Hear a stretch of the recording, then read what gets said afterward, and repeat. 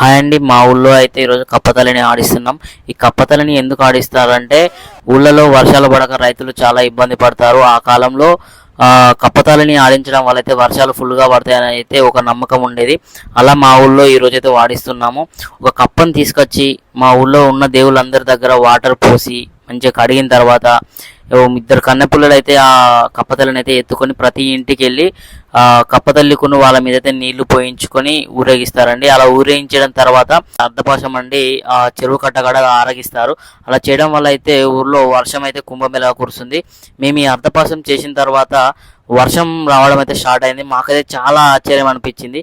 వెనకటి నుంచి ఇలా జరుగుతుంది కదా, ఈ ఆచారాన్ని అయితే మనం నమ్మాలి. నేనైతే విపరీతంగా నమ్మాను, ఎందుకంటే ఈరోజు వర్షం పడింది. ఈ అర్ధపాశం ఆరగించడం వల్ల మాకైతే హ్యాపీగా ఉంది.